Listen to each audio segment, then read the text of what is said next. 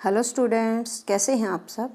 आज इस वीडियो में हम करने वाले हैं कक्षा 4 की हिंदी की पाठ्यपुस्तक रिमझिम का पाठ 6, जिसका नाम है नाव बनाओ नाव बनाओ।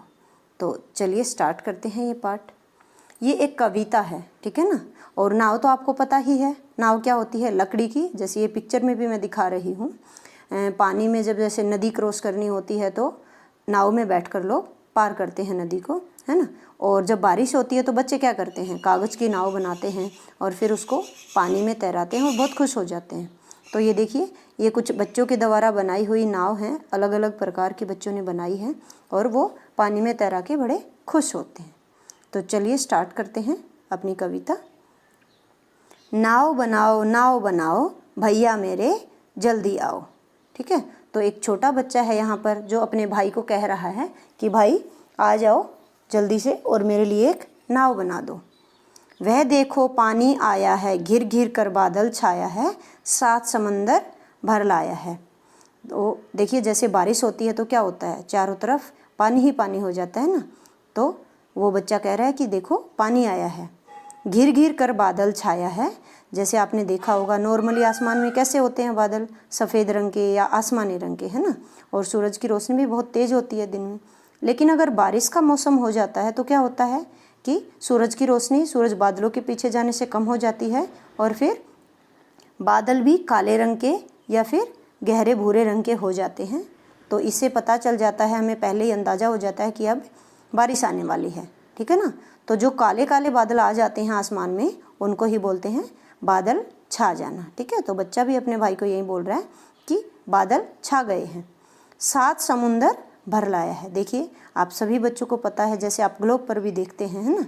तो जो हमारा पूरा विश्व है, पूरी दुनिया है, उसमें लगभग 70% पानी है और सिर्फ 30% के लगभग सतलीय यानी कि धरती है ना।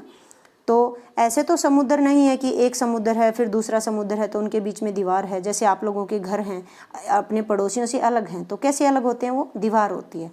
लेकिन समुद्र अलग अलग जो हैं उनके बीच में कोई दीवार नहीं है। लेकिन अलग अलग जो देश हैं उन्होंने अपने क्षेत्र बांट लिए कि यहाँ तक हमारा समुद्र है, यहाँ तक हमारा समुद्र है, ठीक है।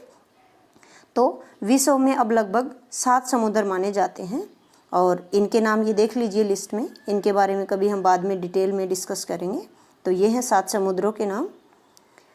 तुम रस का सागर भर लाओ भैया मेरे जल्दी आओ। आपको पता है रस का सागर यानी कि जैसे कोई अच्छी अच्छी मीठी मीठी बातें करता है तो बोलते हैं ना उसको, ये तो बहुत रसीली आवाज़ है इसकी, तो है ना। तो वो भी बच्चा भी कह रहा है कि तुम भी बहुत मीठी मीठी यानी कि अच्छे से मेरे से प्यार से बातें करो, है ना। भैया मेरे जल्दी आओ, कह रहा है कि भाई जल्दी आ जाओ और नाव बना दो मेरे लिए। आगे है, पानी सचमुच खूब पड़ेगा, लंबी चौड़ी गली भरेगा, लाकर घर में नदी धरेगा। आपको पता है कि जब बारिश होती है तो क्या होता है, चारों तरफ पानी ही पानी हो जाता है ना। और बच्चा भी यही कह रहा है कि ऐसा लग रहा है कि बहुत ज़ोर से बारिश हो रही है ना। तो बहुत ज़्यादा यानी कि खूब मतलब बहुत ज़्यादा, खूब शब्द का अर्थ है बहुत ज़्यादा। तो पानी बहुत ज़्यादा पड़ने वाला है यानी कि बहुत ज़ोर से बारिश आएगी और बहुत ज़्यादा पानी ही पानी हो जाएगा। लंबी चौड़ी गली भरेगा यानी कि हमारे घर के सामने जो गली है, हमारी लंबी और चौड़ी सी गली है, वो पूरी पानी से भर जाएगी। ऐसा लग रहा है कि इतनी ज़्यादा बारिश होने वाली है। लाकर घर में नदी धरेगा। और आपको पता है गली जब पानी से भर जाती है तो घर के सामने तो क्या लगता है, जैसे हमारे घर के सामने नदी बह रही है। तो बच्चा भी यही सोच रहा है। ऐसे में तुम भी लहराओ भैया मेरे जल्दी आओ। आप लोगों ने देखा होगा जैसे समुद्र में क्या होता है, लहरें उठती हैं, है ना। ऐसे लहरें उठती हैं ऊपर नीचे। और वो बच्चा भी यही कह रहा है कि अगर नदी में भी ऐसे ही लहरें उठेंगी तो क्या लगेगा, जैसे वो मचल रही हैं। लहरें क्या करती हैं, खुशी में, ऐसे लगता है वो खुशी में बड़ी मस्ती में चल रही हैं। तो वो भी कह रहा है ऐसे ही तुम भी खुश हो जाओ और जल्दी से आ जाओ।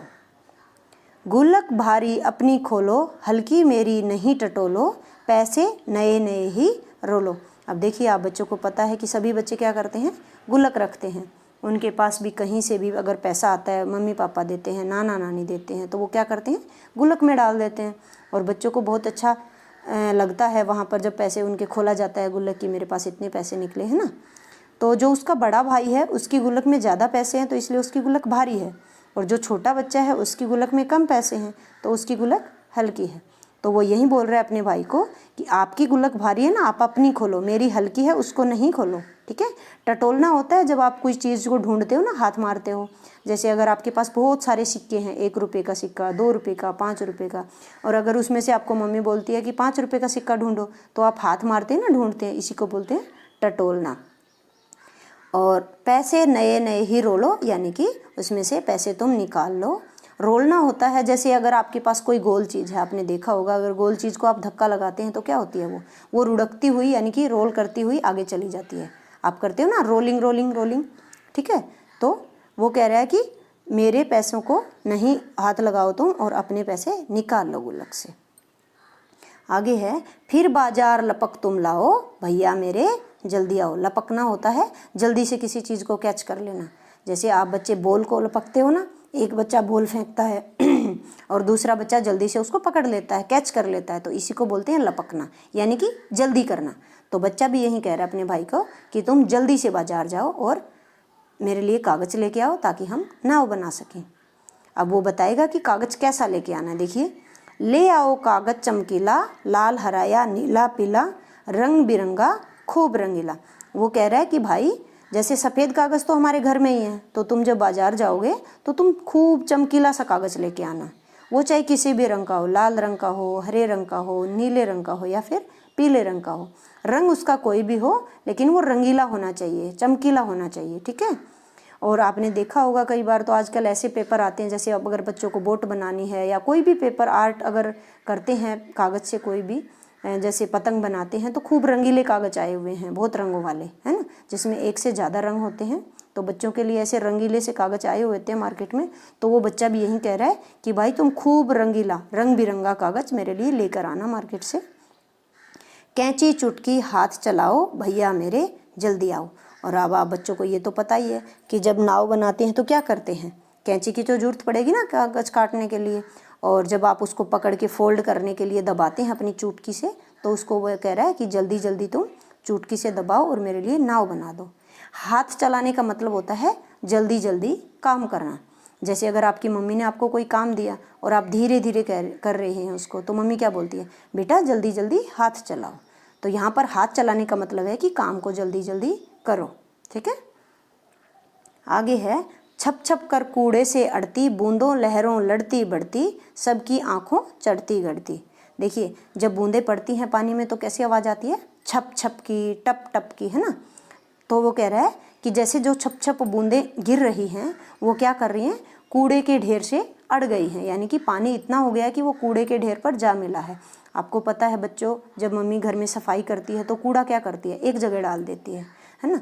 तो गाँव में क्या करते हैं, सारा कूड़ा, भैंस का गोबर है, चाहे पेड़ के पत्ते हैं, कुछ भी होता है, सारा कूड़ा एक जगह डालते हैं तो उसका ढेर बन जाता है। तो बच्चा भी यही कह रहा है कि जो छप छप कर बूंदें आती हैं और बहुत सारा पानी हो गया है, तो वो कूड़े के ढेर से अड़ गया है पानी। बूंदों लहरों लड़ती बढ़ती, यानी कि बूंदें इतनी ज़ोर ज़ोर से हो रही हैं, ऐसे लग रहा है कि वो आपस में लड़ाई कर रही हैं। और जो लहरें हैं वो भी तेज़ हवा के कारण एक दूसरे से टकरा रही हैं, तो वो भी ऐसे लग रहा है कि आगे बढ़ रही हैं, लेकिन लड़ लड़ करके। सबकी आँखों चढ़ती गढ़ती, यानी कि जब देखिए बहुत ज़्यादा पानी भर जाता है तो क्या होता है, सब लोग परेशान हो जाते हैं ना, उनको बाहर जाना होता है या कोई भी काम करना होता है तो सब परेशान हो जाते हैं। तो सबकी आंखों चढ़ती गढ़ती, यानी कि सब आंखें चढ़ा लेते हैं। नाव तैरा मुझको हर्षाओ, भैया मेरे जल्दी आओ। तो वो कह रहा है कि जब आप मेरे लिए कागज़ की नाव बनाओगे और जब मैं उसको पानी में तैराऊँगा तो मुझे बहुत खुशी होगी। हर्ष यानी खुशी, हर्ष शब्द का अर्थ होता है खुशी। ठीक है। तो वो इसीलिए अपने भाई को कह रहा है कि भाई जल्दी आ जाओ। क्या कहते मेरे क्या बस का, क्यों तब फिर यह किसके बस का, खोट सभी है बस आलस का। ठीक है ना। जब उसके भाई ने मना कर दिया कि मैं नहीं आ रहा हूँ, यह काम मेरे बस का नहीं है, ठीक है ना, तो वो कहता है कि क्या कहते मेरे क्या बस का, कि तुम ये क्यों कह रहे हो कि मेरे बस का नहीं है ना। उसके भाई ने मना कर दिया और बच्चा इतनी प्यार से अपने भाई को रिक्वेस्ट कर रहा था तब से, तो वो कह रहा है कि जब उसने मना कर दिया कि ये काम मेरे से नहीं हो सकता, तो वो कह रहा है कि तुम इसको कर तो सकते हो, लेकिन इसका कारण है कि तुम्हें आलस आ गया है। आलस यानी कि जब कुछ काम करने का मन नहीं होता है ना, तो मना कर देते हैं कि ये मेरे से होगा नहीं, है ना, तो इसी को बोलते हैं आलस। तो वो बच्चा भी यही कह रहा है कि कम कर तो सकते हो तुम ये काम, लेकिन तुम्हारे अंदर आलस आ गया है। आलस छोड़ो सब कर पाओ, भैया मेरे जल्दी आओ। तो अब वो बच्चा अपने भाई को कह रहा है कि भाई इस आलस को तुम छोड़ दो तो तुम सब कुछ कर दोगे, यानी कि कागज़ लेके आओ और मेरे लिए एक नाव बना दो अच्छी सी, और जब मैं उसको पानी में तैराऊँगा तो मैं बहुत खुश हो जाऊँगा। ठीक है, तो ये थी एक छोटी सी कविता। उम्मीद है मुझे कि आप बच्चों को बहुत अच्छी लगी होगी। और इसके कवि का नाम है हरिकृष्ण दास गुप्त।